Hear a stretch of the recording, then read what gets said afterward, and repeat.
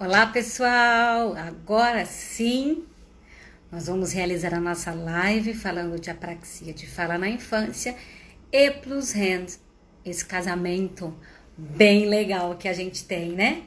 Muito bom, muito bom. Olá, pessoal, tudo bem? Vou esperar nossa super popstar da Fono, Juliana, para que a gente possa realizarmos, né? A nossa live. Boa tarde.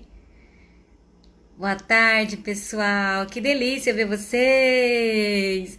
Ai, era bom se a gente pudesse toda hora falar, né? Oi, pessoal, oi, tal, tal e tal. Mas é mesmo mais difícil sim, né? Mas bom. Juju entrou. Vamos, Ju. Vou te chamar aqui, maravilhosa. Ótima sexta para nós, pessoal. Que maravilha. Isso mesmo. Vamos, Clau! Vamos! Oi, deu Ju, certo, tá vendo? De uma forma ou de outra a graças. gente consegue. Maravilha. Vou aproveitar e avisar o pessoal que já fez o curso Plus Hands que tem esse filtro, porque eu recebo muitos pais me procurando Que quem são os massa! profissionais que tem.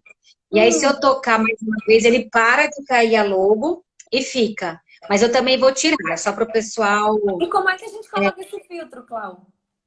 Filtro, tem que ir lá salvar, procurar lá. Tá no filtro já, pode entrar no Insta, lá Pronto, nos adorei. Tá stories. lindo. Ficou lindo o filtro. Legal.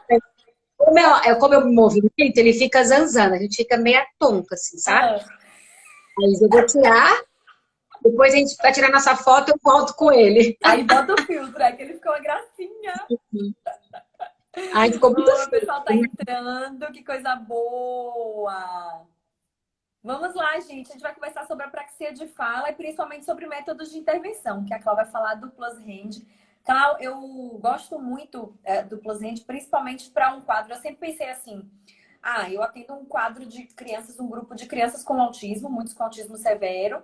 São crianças que nem sempre vão estar assim autorizando a gente a tanto toque, a tanta instrução motora no próprio corpo da criança.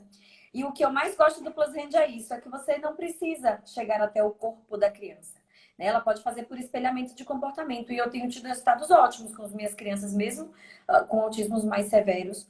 Ela só precisa, obviamente, dos requisitos básicos, mas a gente não precisa ficar buscando 2 anos de terapia antes de deixar querer encostar naquela criança, né? Isso é bem bacana. A gente vai começar do início. Aquela perguntou assim: você tem algum script? Não, não tenho script. Nós somos pessoas aleatórias. As pessoas vão perguntando, a gente vai respondendo. Até você. É muita flexibilidade cognitiva, né, Ju? Pois é, gente. A gente tem que fazer os nossos próprios treinos, né? Acaba sendo um treino pra gente. Claro, vamos começar do início. A Ana tá aqui, a Ana Vogilei, nossa Ai, mocinha. Oi, meu Ana, coração. contribua aí. Você pode falar, pode desmentir a gente. O que você quiser falar embaixo, a gente tá aqui pra te ouvir, né? Já tô até E com aí, medo. Cláudio, nós estamos comemorando agora no mês de maio, né? Um mês importante de comemoração aí pela luta, pela conscientização, pelo conhecimento sobre a praxia de fala. Eu queria que primeiro, obviamente, você dissesse pra gente o que é a praxia de fala e segundo, que a gente discutisse um pouquinho essa praxia primária e a praxia secundária, quando ela vem de forma idiopática, quando ela vem associada a algum outro diagnóstico como comorbidade, porque são as dúvidas que eu mais tenho recebido. Como é que eu vou fazer diagnóstico em apraxia em crianças que não falam? Né? E aí eu queria que esse fosse mais ou menos o nosso esqueminha da tarde. Conta aí pra gente. Bom, então, a apraxia no Brasil, ele é um diagnóstico, apraxia de fala na infância, né? Fonoaudiologicamente falando, ele é um diagnóstico recente, porque a gente não tem aí tantos anos, né? A gente imaginava que talvez pudesse ser um distúrbio fonológico severo, Uhum. né? Uma comorbidade de uma outra alteração global, e a gente Uhum. está trazendo isso para um refinamento de diagnóstico diferencial, diagnóstico mais diretivo, principalmente pensando no tipo de intervenção que eu vou ter, Uhum. porque aí eu não fico trabalhando muita coisa de motricidade, tônus e força, sem Uhum. limpar o movimento de fala, de Sim. coarticulação. Né? Então, o que a gente traz, o consenso, assim, o que nós acompanhamos é o que a ASHA traz desde 2017. Então, ela é um transtorno neurológico que afeta o planejamento e a capacidade de programação os movimentos motores. Como eu trago isso muito para uma fala assim, mais simples, eu acho que precisa, independente de ser fonoaudiólogo ou não, né? Então, o que eu tento trazer para as famílias? E até isso. Então, por exemplo, a criança tem, a primeira instância nossa é do planejamento de mundo. Vamos pensar em letramento, conhecer a linguagem que eu tenho. Onde eu estou? Isso é uma casa? Isso é um apartamento? Isso é um lugar bom? Isso é um lugar ruim? Então, a primeira instância é a linguagem. Então, a capacidade dela entender entrada e saída. E de responder nesse ambiente. Passando disso, eu tenho a área motora frontal, né? Vamos pensar aí. Ela precisa passar pelo planejamento motor. Então, um exemplo. Vamos pensar em algo vermelho. As pessoas vão pensar em uma situação de um objeto, uma lembrança, né? Um cheiro de perfume, enfim. Então, a imagem mental, a ideação. Mas para eu dar um nome, eu tenho que fazer um outro planejamento. Tá? A parte da linguagem agora. Então, é um planejamento de como é que eu vou executar esse movimento. Então, para eu executar um movimento, eu tenho que pensar. Nossa, eu pensei em um botão. Botão. Você me falou, pense em algo vermelho, eu pensei em um botão. Como é que eu vou planejar para mandar o movimento para depois executar? Agora é movimento motor, não é pensar no botão, na função do botão, que ele fecha a minha blusa, que eu costurei assim, que ele tem de vários tamanhos. Agora já passou essa fase.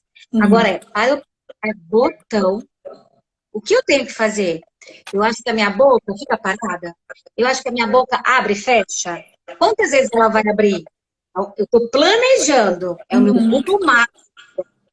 Quando eu trago isso para programação, aí eu vou dizer, então eu entendi que é para abrir e fechar.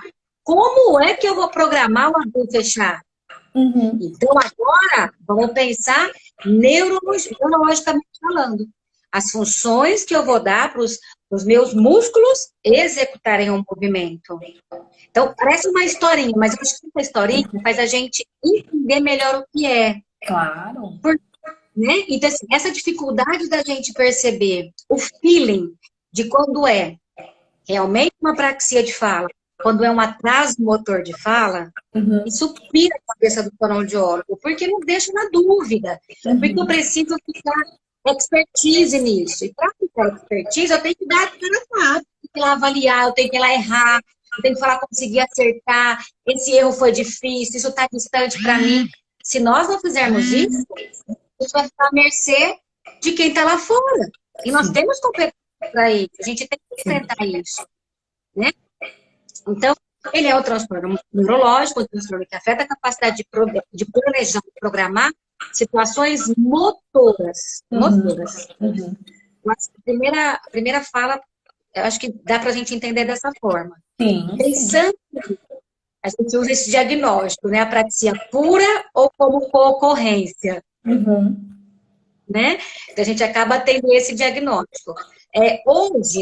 Hoje, assim, nos últimos, acho que em um ano, né? Na verdade, em um ano, dia 8 de junho mesmo, que foi quando o doutor Aravide veio para São Paulo e trouxe transtornos motores de fala e subdividindo esses transtornos motores de fala. E parece que para a gente, o que tudo antes de junho, não, tá titubeando, não consegue, tá com erro que você não consegue, que pode diagnosticar, pode ser de fala. Depois de junho, ficou o inverso, parece que tudo virou atraso motor de fala. E é uma das nossas perguntas. Ó, aproveita e já responde a Erika FS Fono, que ela pergunta exatamente isso. Como é que a gente faz esse diagnóstico diferencial entre a apraxia e esse distúrbio motor de fala? Um beijo para Renata Ferraz, que está aqui com a gente também. Linda! Sou super fã dela, super acompanho ela. Então, vamos pensar. A apraxia de fala, até então, nós tínhamos que... Existe uma linha que discute. Tem que ter fala, produção de fonema, expressão motora do som, para eu diagnosticar. Tem um grupo que diz que pelo titubeio, né, pelo tateio, pela dificuldade, você está pedindo mãe, ela fala kkk, e está pedindo mãe. Não tem relação sonoro. Um é posterior e outro é anterior. Um é bilabial e o outro é labial. Então, se nesse início, mesmo não tendo a produção da fala, né, propriamente dita, mas se tem um histórico de pouco balbucio, de pobre balbucio, então, dificuldades mentais, dificuldade com outras coisas muito mais sensoriais, eu posso levantar uma hipótese que esse cara vai apresentar.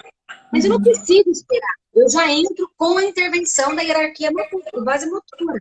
Exatamente. Então, a gente tem essa dificuldade. Uma fala que eu acho que é muito bacana é por que o diagnóstico tem que bater o martelo aos 3 anos? Eu acho que a gente tem que levantar essa situação, que vai de encontro com o seu curso. Então, o que eu preciso? Conhecer entradas de linguagem e de saída, mesmo que eu não tenha fala. Porque aí eu começo a excluir. Não está associado com TDR, não está associado com autismo ou algo que seja próximo do neurocomportamento. Porque o fato de não olhar para você, eu não fecho o diagnóstico de autismo, ok? Eu posso não olhar porque eu não posso. Porque eu tenho personalidade, eu tenho características genéticas e hereditárias. Então, nesse momento, eu não olho para você porque eu tenho um sinal de autismo. Eu olho porque eu não quero, porque é difícil, porque você está muito perto. E aí já vai lá. É autista. É autista. É autista. E não funciona dessa forma, né? A gente tem aí uma... É isso que eu digo. Eu falo sempre que não é uma característica só que inclui uma criança em diagnóstico nenhum, né? É um conjunto de manifestações. E dentro da praxia, eu também falo muito sobre o gap entre a compreensão e a produção. Tem pessoas que compreendem muito bem. Você vê uma resposta em outros níveis gestuais, em níveis de compreensão, inclusive com conteúdos mais elaborados de linguagem, mas não sai a produção, por mais intenção que ele tenha, né? Aí fica um pouquinho mais fácil, né? Claro, Sim, o pessoal tá falando que a sua voz está distorcida. Eu acho que talvez seja... Você tem um fone para a gente poder tentar? Tem melhorado muito.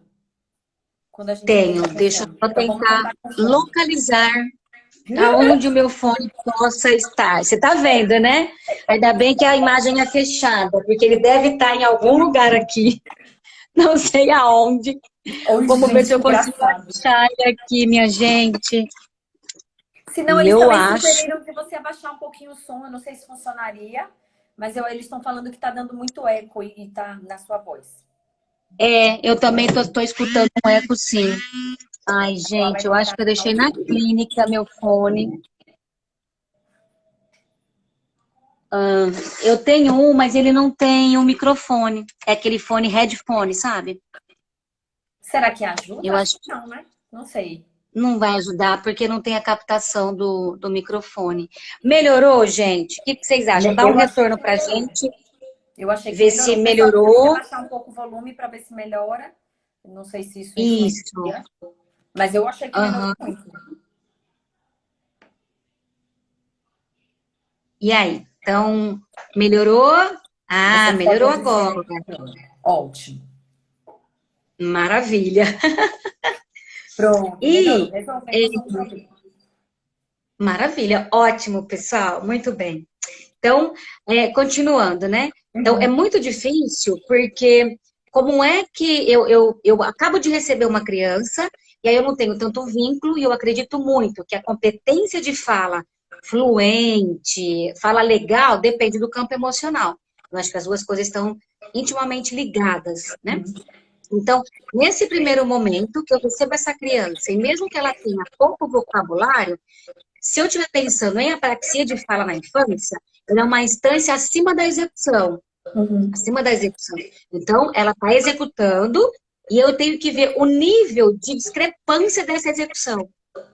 Então, mas de 10 palavras que ele falou, foram 3 que tiveram vogais nada a ver. Foram 2 que tiveram vogais que não estão dentro do nosso diagnóstico fonoaudiológico. Então, não é P por B, não é palatalização, frontalização, plosivação. Sai do que a gente tem de hierarquia de desenvolvimento, eu começo a suspeitar. Então, eu tenho a execução, mas não está assim tão aberrante. Então, isso leva a crer que é uma coisa mais de execução e não de plano motor de fala. O que falta é estimular essa criança. Então, é aquela criança que, em setembro, por exemplo, se você pegou essa criança em setembro, em dezembro, você fala, nossa, essa fona é milagrosa. Deu a entrada que ela precisava. frequência, praticando, dando mais. Eu não gosto de falar prática, eu gosto de falar assim, oportunidade dela repetir essa palavra. Sim. Clau, Né? o fato dela distorcer mais do que omitir, ou mais do que trocar, do que substituir, também pode ser um indício maior de um atraso motor? Eu acho que sim, no meu olhar sim, porque a distorção me faz chegar a um plano muito próximo, e não a substituição. Então, Cezanne, se você pensar Cezanne, eles são muito parecidos. Foi ban. Então, eu tenho um planejamento que está bem próximo. Não é uma troca totalmente assistemática. E aí, vale lembrar que a gente tem também algo que é da fonologia, que é o distúrbio fonológico. Sim. Né? Então, eu posso ficar... Será que é?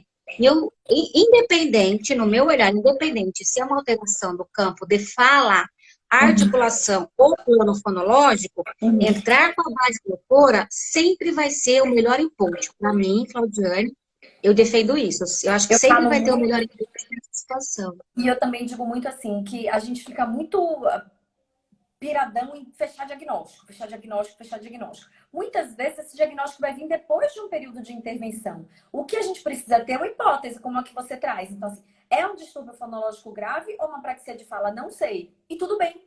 Mas eu preciso saber qual vai ser a base da intervenção. Vou trabalhar com intervenção motora, preciso aí de 4 a 6 meses para depois sentar com essa família para discutir um real diagnóstico e não tem problema. Né? A gente não é incompetente por não chegar a um diagnóstico se você consegue trazer o que te levou até ali. Né? Porque muitas vezes é leviano levantar uma hipótese diagnóstica em um momento em que você precisa de mais testes, de mais intervenção. Então, eu digo muito que assim, o raciocínio clínico, se você tem as hipóteses, é muito melhor do que talvez você querer fechar uma coisa que depois você vai ter que rever completamente. Porque você vai estar fazendo, né? Tem um monte de pergunta aqui já, Cláudia. A fono Claudiane Araújo pergunta assim, criança de 3 anos, não fala, responde tudo com não repete comando motor. Existe chance de ser apraxia de fala da infância? Existir a chance é aquele 50%. Então, pode ser que ele tenha, mas você não tem qualidade ainda, porque entende que ele não recebe, ele não compreende comandos ainda globais, não foi isso que ela colocou? Então, vamos dar tchau, que é o comando social, que você tem muita frequência disso. Você dá tchau pro vento, né? Você manda beijo para um monte de coisa. Eu vejo muito mais uma questão global que precisa ser trazida para frente dessa criança, trazer essa informação de corpo primeiro, distal para proximal. Então, trabalhar esse corpo melhor agora, para depois entrar com uma intervenção, gente, que você precisa de pré-requisito. O mínimo de qualidade de atenção dessa criança, o mínimo ela entender que você é parceiro dela. Né? Então, assim, mas Claudiane, ela me usa ainda, ela pega para alcançar. Ótimo, esse é o desenvolvimento. Vamos estudar desenvolvimento. Eu uso o outro primeiro, as funções, né? Heurística, funções de protesto. Então, eu uso ainda o outro 100%. Só que em que momento eu desmamo isso para entrar para um treino de melhora de organização motora de fala? Muito okay? Bem. A Érica fala eu acho assim, ó. Trocas assistemáticas podem ser atraso motor ou o contrário? Erros assistemáticos falam sempre a favor da apraxia de fala. Como que é? Erros assistemáticos? Isso, ela pergunta assim, se erros assistemáticos também podem compor o atraso motor ou se é o contrário, se eles sempre trazem um indício maior de uma apraxia de fala. Eu acho que os dois podem ser. O que a gente tem mais dificuldade de elencar é, se eu dei uma palavra para a criança e ela faz esse erro, como é que eu vou colocar que o erro é 100%? Então, qual é a sua amostra? Num primeiro encontro, num segundo encontro, repetiu a mesma palavra? Gente, a minha avaliação, ela é feita por 5 encontros. 5 encontros. Porque no primeiro, eu tô crua com a criança. Eu não faço anamnese. Eu escuto a criança primeiro, depois eu vou conversar com os pais. Né? Então, o que eu tenho que pensar é, dessa amostra de quantas palavras, repetição, imitação e fala espontânea, dessas que ela falou, a mesma palavra, eu pedi 15 vezes, aconteceu 15 vezes nesses tantos encontros. Qual é a relação disso? E aí eu vou ter que pontuar. Isso é a parte mais difícil para mim. Fazer a transcrição clínica do que ela está me apresentando. Né? Aí eu vou pensar em porcentagem. Então, de 20 vezes que ela teve, quais são os erros que ela apresentou? Porque um erro assistemático, eu posso pedir para ele falar pai, e ele fala shy. Isso é um erro assistemático. Mas Sim. quantas vezes ele aconteceu, em quantas quantidades, né, de oportunidades que eu tive, e se isso foi por uma estimulabilidade, eu dei e ele melhorou, ou foi nada? Ele tinha que falar essa palavra. Então tem mais coisas para a gente tirar aí dessa avaliação, sabe? Exatamente. A Thaís Azevedo, ela traz assim, tem uma criança que tem muitas trocas e uma fala inteligível. Eu posso dizer que a apraxia de fala, ele tem 3 anos, tem troca e fala ininteligível, sugere apraxia de... Criança de 3 anos que tem troca e fala ininteligível, sugere apraxia de fala. É muito mais complexo do que isso, né, Cláudia? Cláudia, eu acho que a gente pode falar, então, já para tentar organizar todas essas dúvidas, eu não sei se você parte da tríade da Asha ou dos 10 sintomas de Freiberg, sempre troco o nome dessa pessoa. Então, eu acho que é bacana a gente falar assim, quais são os possíveis indícios de uma apraxia, né? Porque tem muitas dúvidas relacionadas a isso surgindo aqui. Autista que só fala vogais e pode ser apraxia de fala, ou muitas coisas voltadas para a questão de ajuda diagnóstica. Então, nunca é uma coisa só, gente. Dentro da linguagem, nunca é um comportamento só que vai me dar um diagnóstico. A avaliação precisa ser mais ampla. Eu tenho, né, circuitos que envolvem desde o pensamento. E eu falo assim, a ideação para a gente é mais difícil do que para um terapeuta ocupacional, por exemplo. Que eles vão pensar na ideação de grupo motor a ser utilizado. A ideação da gente é o pensamento, a ideação da fala. Né? É o pensar, já é o acesso lexical. Então, é bem mais complexo para a gente. Então, vamos lá. Fala aí, Cláudia. Bom, então, vamos pensar por onde a gente começa agora, que foram tantas informações. Então, os sinais clássicos, né? Os sinais clássicos. Então, tem que defenda mais de 4, numa questão aí de 10, 15, 20 possibilidades, mas que levanta hipótese, não fecha diagnóstico. Né? Então, a gente tem que colocar isso. Então, o checklist, ele é para levantar hipóteses. E eu acho bacana, se você tiver... Eu sempre tenho os papéis aqui, mas agora não tem nenhum. Vou pegar isso aqui. Então, colocar na sua avaliação uma planilha. Então, o seu filho tem essa idade, linguagem, ele está aqui. Se ele tem 4, linguagem, ele está com 4, motor está com 3,5. Opa, já está um pouquinho atrasado. Motor global. Cognição, está indo bem. E como é que ele está na fala? Porque a gente tem que pegar o parâmetro de aquisição de fala. Então, eu ensinei para o pai, vou fazer outra tabela. Essa amostra, pai, que eu fiz de avaliação do seu filho, pode ser atraso motor de fala, apraxia de fala, pode ser um transtorno fonológico, pode ser uma criança extremamente mimada. Filho único, prematuro, então saiu da redonda e o pai está lá em cima. Entende que prematuridade me traz alteração motora. Se eu vou para casa e fico lá sem estímulo, sem conhecer o mundo, eu não vou ter dificuldade motora, global e depois de fala? Então, são muitas, não dá para a gente dar uma resposta, gente, pontual. Então, quando a pergunta vem, troca vogais, mas por qual vogal? Eu estou pedindo vogal aberto, que eu preciso da mandíbula, A, e ele está fazendo orbicular, O. Quais as vogais que ele troca? Então, eu preciso entender isso para poder melhorar a minha ajuda de resposta. Entende? A minha resposta agora para a pessoa que está na dúvida, né? Então, troca vogais, troca consoantes. Qual é a idade? Em que nível de palavra essa criança trabalha com você? Ele troca em vogal, como como ai, como eu, que são as iniciais que eu tenho de coarticulação. Ai, Claudiane, mas ele troca em consoante vogal? Em consoante, vogal, vogal. Então, qual é a formação silábica que ele apresenta e quais são os níveis de troca? Vou dar um exemplo de novo para o pai. Ele pode coarticular três sons, mas nenhum dos 3 serem consoantes. Ele fica o ai, o tatá. Acabei falando uma consoante, né? Mas ei, ai. Ei, só sai vogal, mas ele entende a coarticulação de 3 fonemas, mas não sai consoantes. E aí? Então, tem mais coisas para a gente poder investigar.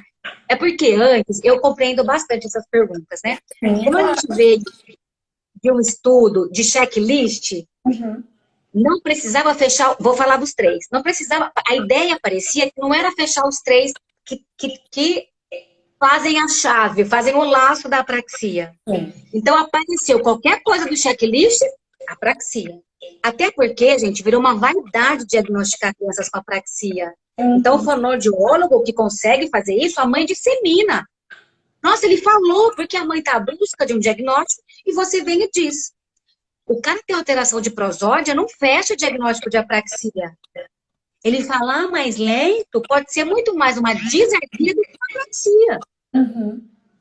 Agora, os três principais. Então, a troca inconsistente mesmo, a troca com muita variação de vogais e consoantes, mas eu tenho que saber quais são as formas silábicas que essa criança apresenta.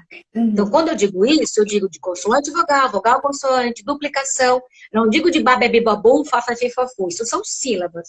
Sim. Então, eu peço as palavras para essa criança e ela tem uma troca que está fora de todo o padrão que a gente tem esperado para a aquisição e para o diagnóstico da fonoaudiologia. Segundo, essa quebra da prosódia mais lentificada. Então, eu e Ju não temos quebra de prosódia. Pelo contrário, acho que a gente aumenta né? Então, falar mais lento já sai do meu padrão, mas isso não me faz ter uma alteração de prosódia. Então, quando essa criança vai, de novo, formação silábica. Oi, pai, sai, uau, ioiô. E isso sai mais lento entre um som e o outro. Isso já está mostrando uma imprecisão da relação espaço-tempo para produzir esse fonema. Só que a gente acaba, muitas vezes, dizendo que isso está no desenvolvimento, vamos esperar. Eu tenho que somar isso com história de hereditariedade, base genética, ambiente. O ambiente, gente, ou debiliza ou estimula essa criança. Então, o ambiente faz muita diferença. Muita diferença. E eu tenho uma outra coisa que a gente discute muito isso, né? Uma criança que teve uma lesão. Teve uma lesão em área frontal e vem apresentando isso. Isso é uma apraxia de fala na infância ou isso é uma apraxia de fala? Qual é a diferença? Então, ela tem uma apraxia de fala. Só que agora vai entrar lá no que você falou antes. É por ocorrente. Porque ele já tem uma lesão. Está lá na neuroimagem. Eu tenho um exame para isso. Ok? Então, vamos voltar lá aos três. Então, essa variação é oposta a tudo que a gente tem na literatura de vogais e consoantes. Essa lentidão entre uma articulação de um fonema para o outro. Que necessariamente não precisa ser só consoante e vogal. Pode ser vogal e vogal. E eu tenho alteração de prosódia agora. Né? Eu tenho a quebra, que é a alteração de prosódia. Essa alteração de prosódia, eu gosto de associar muito com a relação do balbucio. Então, uma criança que você já tem um histórico de que ele não balbuciou pouco, eu já posso prever o primeiro sinal de prosódia. Por que eu trago isso? Porque lá no balbucio, eu tenho trabalho de força e tônus para fazer os meus contornos melódicos do que são os sons orais, sons nasais, sons abertos, sons fechados. Né? E eu falo que a prosódia, Cláudia, a prosódia é uma coisa que surge muito cedo, né? O bebê de 9, 10 meses, ele tá lá, ai, tem, ai, tem. Ele é muito cheio de curvas melódicas desde muito cedo. Então, não ter isso nessa primeira infância. Se a audição está ok, porque o primeiro fator é pensar nessa audição. Se a audição está ok, pode ser um dos traços, né, que fazem acender lá a luzinha de uma investigação. Exato, isso mesmo. E aquelas crianças que têm fala, mas que apresentam essas trocas, um grande marcador é a prosódia. Porque você dá bola, ela fala. Aí você dá, vamos pedir para ele, me dá a bola. A hora que ele vai falar, me dá a bola, que é a terceira palavra, eu tenho flexão. Porque eu preciso sustentar o meu controle muscular, que é a laringe que faz. Então, na palavra isolada, eu dou conta. Mas se você me dá uma frase que ela tá lá no final, pode ser que isso quebre. Aí você fica treinando a frase. Não é a frase extensa. É do final para o começo. Então, me dá bola. Aí ele faz a bola. E depois ele faz a frase toda. Se eu treinar a frase toda com a criança, eu estou potencializando o gás dele vai acabar mesmo. Então, é o inverso quando a gente trabalha a prosódia na frase. Isso é uma das possibilidades de trabalhar isso. Tá bom? Ok, a Gleide Jane Araújo, eu acho, diz assim: boa tarde, minha filha tem distrofia muscular congênita e ela tem alguns problemas de fala, como pronunciar algumas palavras. Aí fico sem saber se é referente à distrofia ou se é algum atraso de linguagem. Eu amo comunicação alternativa. Inclusive, Ju fez uma live espetacular falando disso, ok? Foi bacana Então, mesmo. mãe, foi show, gente. Eu amo, eu sou mega defensora. Então, a comunicação alternativa ou suplementar, Uhum. ela vai tirar de você amanhã essa dúvida. Então, Uhum. converse com o profissional, porque essa criança pode responder, gente, de inúmeras formas. Inúmeras. Então, mostre para mim a bola em cima da mesa. Então, se é uma criança acima de 2 anos, 2 anos e meio, ela compreende isso. Acima, embaixo, do lado. Eu não estou falando direita e esquerda. Estou falando ao lado da Uhum. porta, ao lado da janela, atrás da porta, porque tem uma figura fundo. Então só aparece um pedaço. Então a criança tem compreensão disso, porque isso é linguagem e cognição. Uhum. Olha, eu amei o que você está falando, mãezinha, porque o que acontece? Muitas das pessoas, eu falando de ser humano, que não tem um recurso da fala fluente para se comunicar, o que que o outro faz? Debiliza, acha que ele não Sim, entende. Acha sim. que o cara tem 12 anos, eu tenho que ficar trabalhando Baby Shark com ele, gente. Uhum. Não, mãe, jamais. Entende? Independente do espectro da distrofia, porque eu acho que depende de várias coisas, né? Então, tem a intervenção que é precoce na distrofia, tem assim, que tipo de necessidade que ela tem maior para ser trabalhado isso. Mas Uhum. uma questão que a gente tem que pensar é quais são as possibilidades que esse cérebro consegue trabalhar como resposta. Uhum. Então, eu atendo crianças não, só tem 12 anos. Neurocomportamental, aí eu falo do autismo, não verbal, não oral, mas verbal. O que eu Uhum. optei para trabalhar com ele? Eu sei que a praxia dele, ele não chutava até 8 anos, Ju, chutar bola Nossa. até 8. Então é um gap muito extenso, gente. E aí eu vou treinar fala com ele? Eu treinei gestos convencionais Muito para o bom. xixi, para o não, para o pai. Então melhorou. Quando ele faz, a gente já sabe que é o pai, não é o irmão, não é outra pessoa. Então melhorou o contexto social. Mas dentro das modalidades de resposta, eu entrei com leitura. E hoje o João está escrevendo. O João Muito bom. escreve na planilha da clínica. Ele Ai, escreve que o nome lindo. dele. Né? Então a gente precisa acreditar. É aquilo que a gente falou da outra vez, Ju. Eu sou mesmo reabilitadora.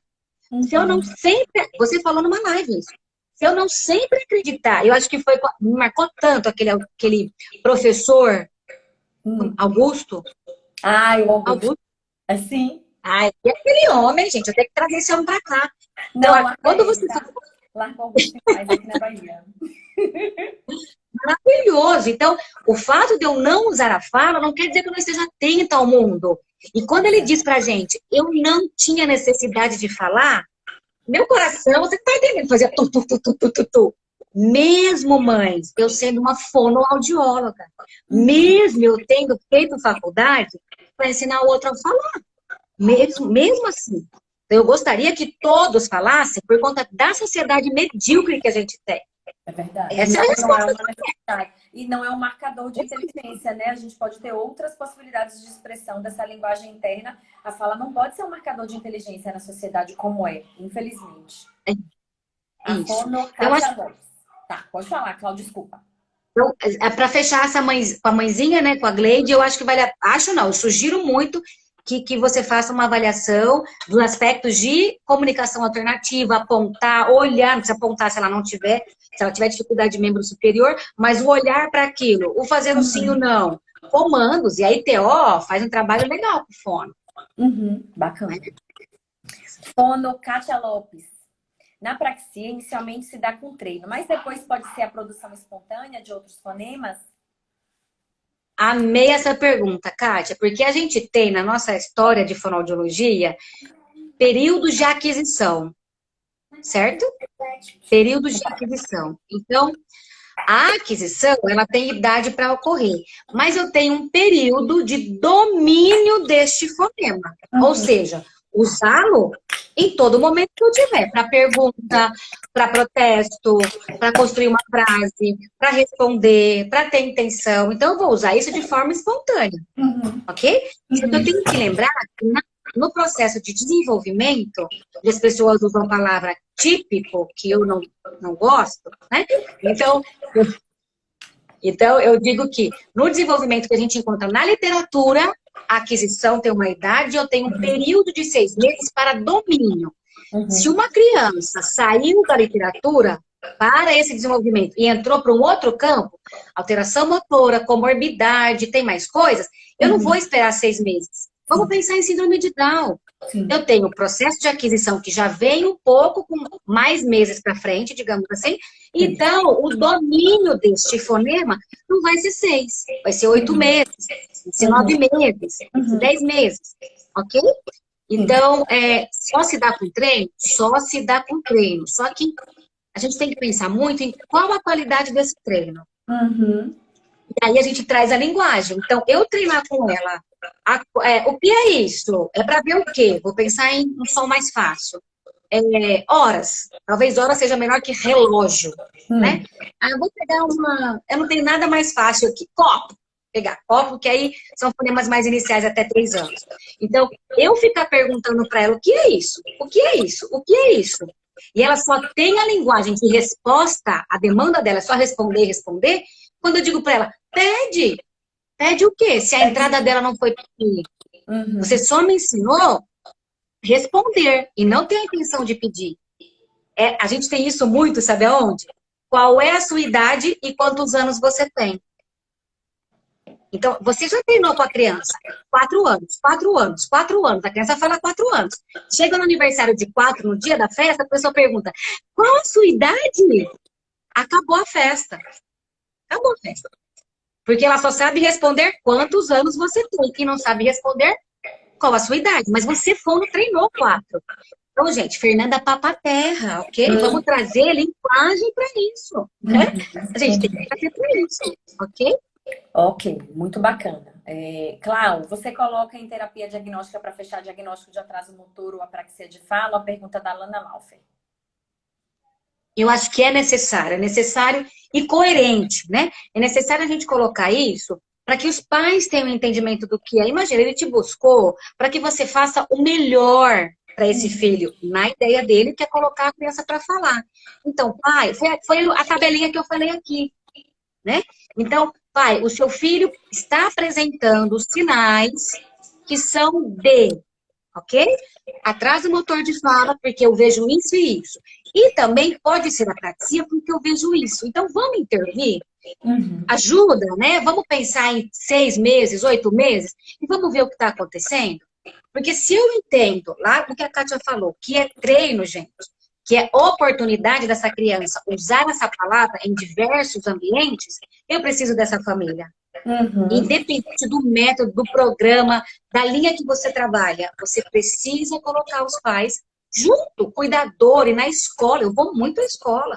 A escola é um mega parceiro. Mega parceiro da gente. E eles não vão se tornar fonoaudiólogos, ok? Eles vão dar pista para a criança. Bota não, vamos fazer aquilo do nariz. Olha que riqueza. Ela não está falando que é um som bilabial nasal. Para com isso. Com certeza. Não é. Eu não trago para essa pegada. A Érica, por volta de 8 meses, se a criança que sempre balbuciou e para, pode ser deficiência auditiva e não apraxia de fala, pode ser tanta coisa, Érica. Meu Deus do céu, olha. Eu fico muito preocupada com regressão de desenvolvimento. Regressão de desenvolvimento é uma coisa que precisa ser investigada a partir do momento em que ela aconteceu, a não ser que esteja algo no ambiente que justifique a perda de um parente próximo, o nascimento de um irmão, alguma coisa que justifique, mas não justificando perda de habilidade na primeira infância, investigação. Concorda, Cláudia? Perfeito. E aí, gente, nós temos algo que é feito na maternidade, que se chama teste da orelhinha. E eu posso já pensar em um bera, não posso pensar em um bera também? Né? Eu não sou da parte da áudio, mas eu sei que existem esses exames. E eu sempre, quando eu vejo, chamou, independente do que for, eu acho que a linha de entrada é a parte auditiva. tanto para a fala quanto para a escrita, porque eu transcrevo os sons que saem da minha boca. Então, independente do balbucio, Érica, né? Então, é uma criança que tá independente. Na nossa anamnese, isso tem que estar lá. Então, se passou por um exame auditivo, né? Dependendo da idade, a gente vai fazer esses tipos de exame, Bera, sei lá, você pode pedir um P300, né? E pedir pedir o teste da orelhinha mesmo. A gente precisa passar por isso. Aí a gente tem uma demanda de SUS ou não, mas o primeiro alerta, independente de ser plano motor de fala, alteração, é a questão auditiva. Para mim, depois do cérebro, a audição, para mim, é extremamente importante. Isso que eu falo. Chegou no consultório com qualquer transtorno de fala ou de linguagem, a primeira coisa que a gente investiga é a audição, né? Dentro do nosso processo de encaminhamento. Não dá para começar o processo sem investigar como é que está essa audição. Exato. A Grace Mesquita, amo comunicação alternativa, somos nós. Estamos amando, estou amando que profissionais tão respeitadas como vocês vêm fazendo lives abordando esse assunto com tanta propriedade.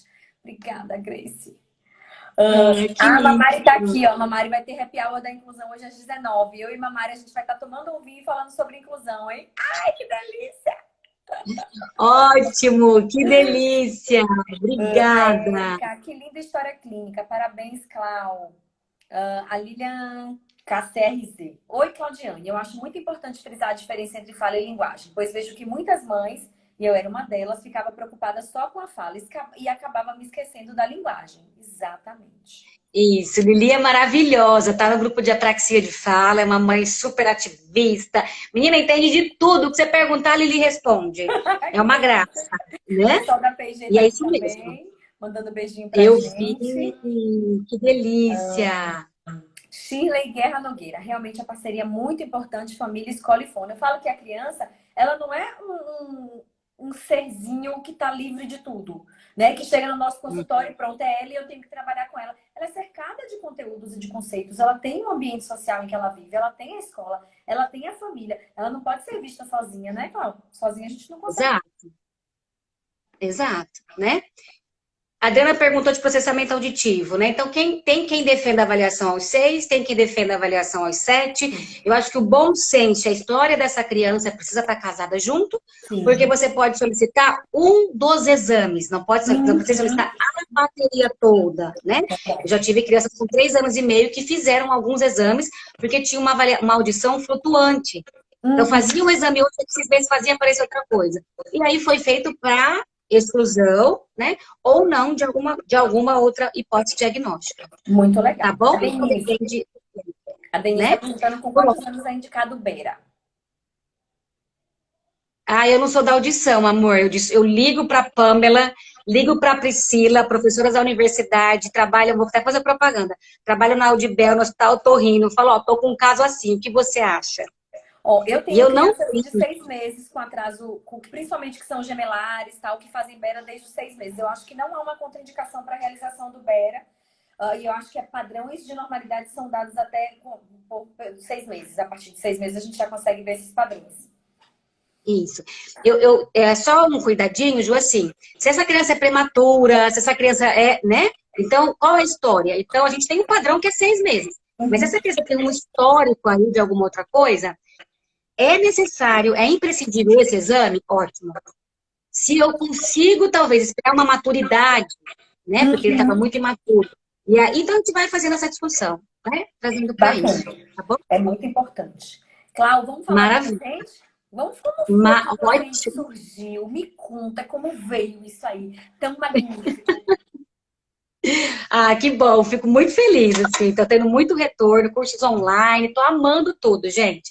Bom, então, o Plus Hand, ele nasceu da minha busca em entender por que o gesto melhorava.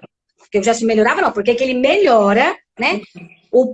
Ele melhora a execução da criança, vamos dizer assim. Ele melhora aspectos de fala da criança. Por quê? Então, eu fui buscar eu fiz cursos aqui, fiz cursos fora, né? Para entender a parte neurológica disso. Então, a gente associa muitas coisas.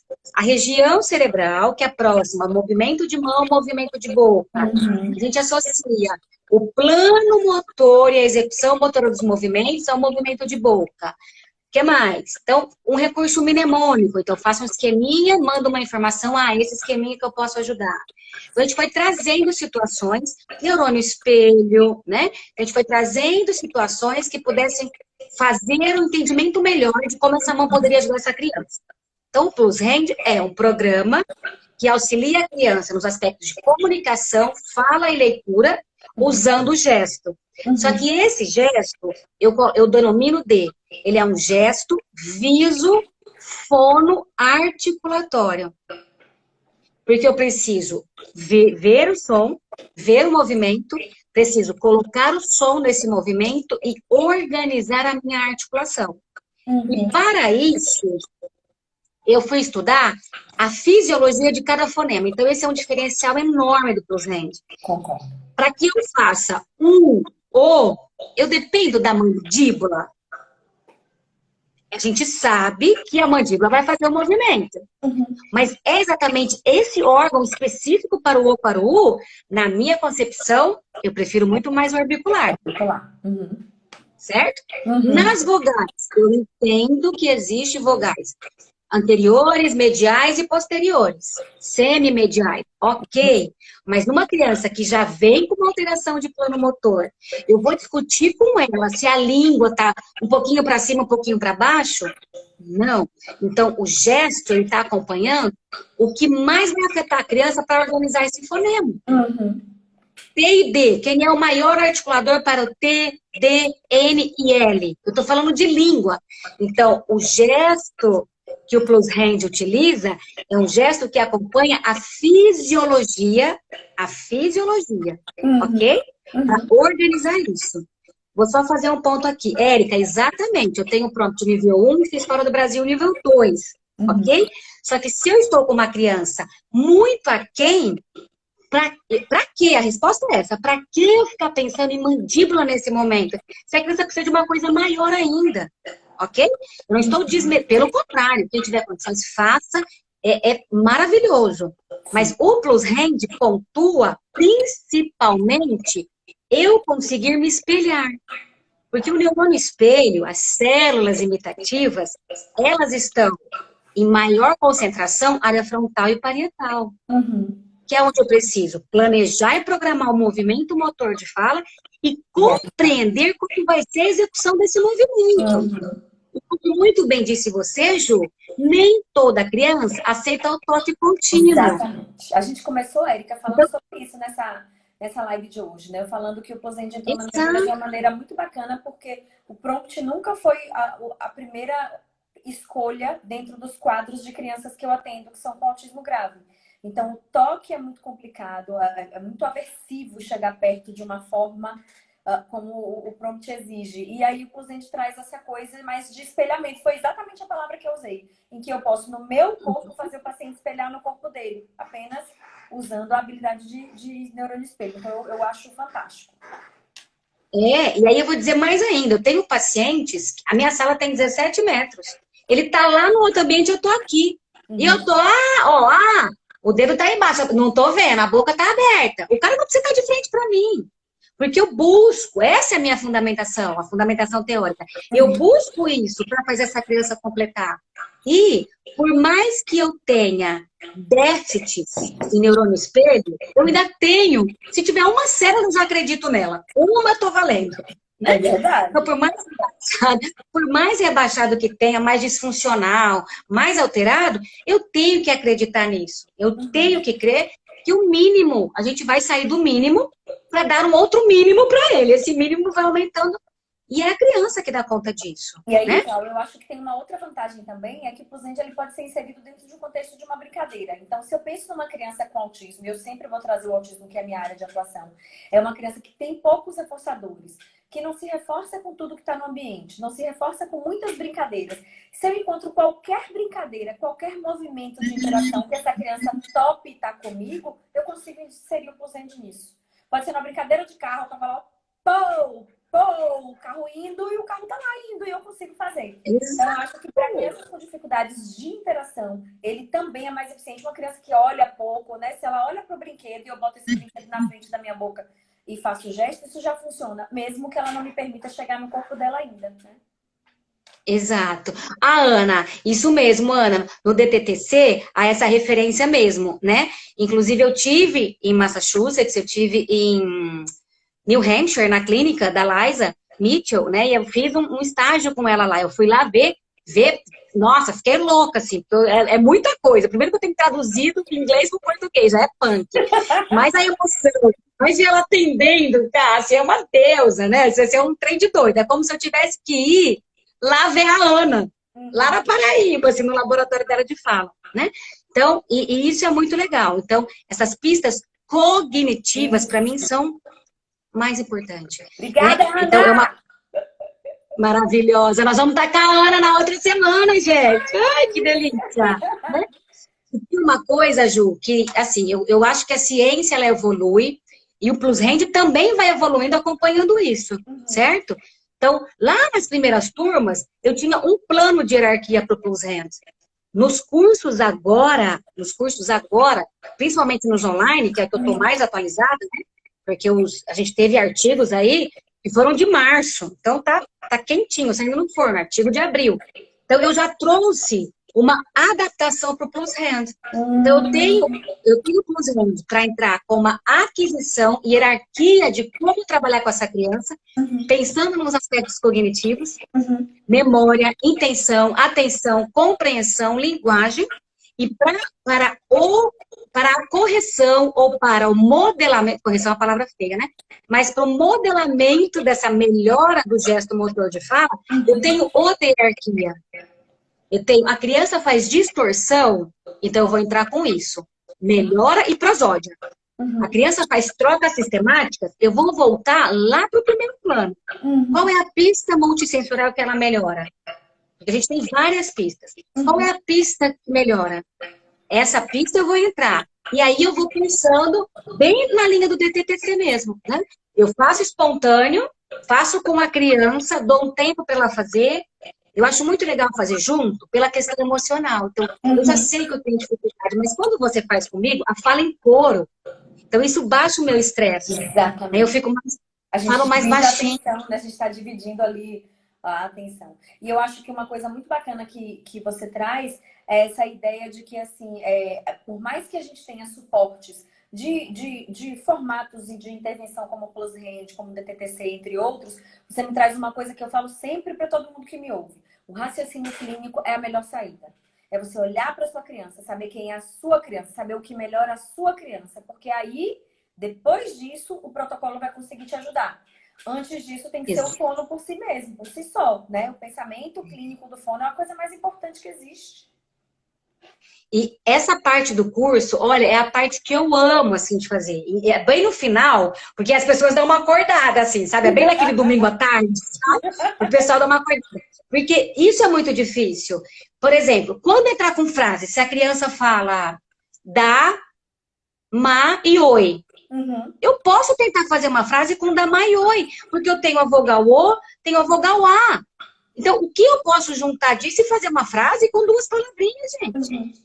Então, esse é o raciocínio. Então, a gente faz no curso, o terapia vai ser segunda-feira. Então, eu vou fazer com eles. Eu quero que eles me falem do paciente deles. Eu não quero trazer o meu caso pronto.